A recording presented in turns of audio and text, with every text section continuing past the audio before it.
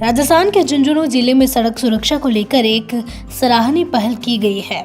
जयपुर से आई quality control team ने police line से अग्रसेन तक 8 किलोमीटर लंबे मार्ग का निरीक्षण किया।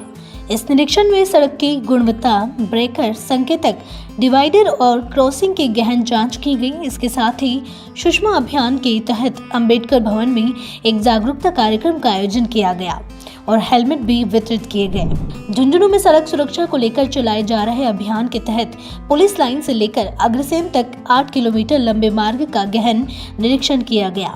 चीफ इंजीनियर श्री जसवंत खत्री और additional chief engineer Shri Anupam Gupta के नेतृत्व में क्वालिटी कंट्रोल टीम ने सड़क के क्रॉसिंग, ब्रेकर, मोड़, संकेतक, सेंटर लाइन और डिवाइडर की स्थिति की जांच की। निरीक्षण का मकसद सुरक्षा मानकों का मूल्यांकन करना और खामियों को दूर करना था। टीम जल्द ही अपनी रिपोर्ट सौंपेंगी, जिसके आधार पर सुधारात्मक कार्य किए जाएंगे, जिससे सड़क हादसों में कमी लाने की दिशा में ठोस कदम उठाए जा सके। सड़क निरीक्षण के बाद अंबेडकर भवन में सुषमा अभियान के तहत जागरूकता कार्यक्रम आयोजित किया गया। इस अभियान में 19 जिलों को जोड़ा गया है। खास बात यह रही कि इसमें छात्राओं को यातायात नियमों के पालन की जिम्मेदारी दी गई। अब तक 3 लाख से ज्यादा छात्रों को हेलमेट पहनने और नियमों का पालन करने का प्रशिक्षण दिया गया है।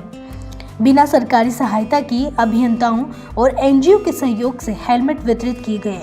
स्थानीय लोगों और अधिकारियों ने इस पहल की सराहना की और इसे सड़क सुरक्षा के लिए अहम कदम बताया।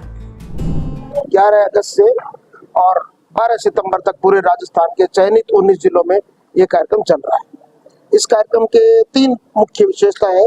एक तो हमारी जो नारी शक्ति है सार्वजनिक निर्माण विभाग की, उनके नेतृत्व में कार्यक्रम हो रहा है। 60 महिला अभियंताओं ने राजस्थान के सभी जिलों में जाकर के स्कूलों, कॉलेजों में 3 लाख से अधिक छात्र छात्राओं को इसका प्रशिक्षण दिया। ये इसकी पहली विशेषता है।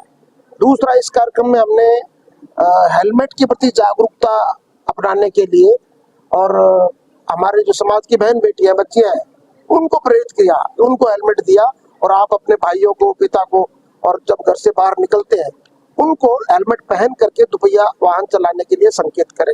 ये दूसरा। और हेलमेट में हमने कोई सरकारी सहायता नहीं ली। हमारे सार्वजनिक निर्माण विभाग के अभियंता हैं, अन्य विभागों के अभियंता हैं, पॉलिटेक्निक इंजीनियरिंग कॉलेज के अभियंता हैं और अभियंता संगम जैसे एनजीओ है, उनके सहयोग से और प्रति हेलमेट 250 रुपए उनसे कंट्रीब्यूशन लिया और अभियंताओं ने बड़े मनोयोग से और इसमें सहयोग किया और 1 करोड़ के बाजार मूल्य से अधिक के हेलमेट अब बांटने जा रहे हैं। ये दूसरी विशेषता है।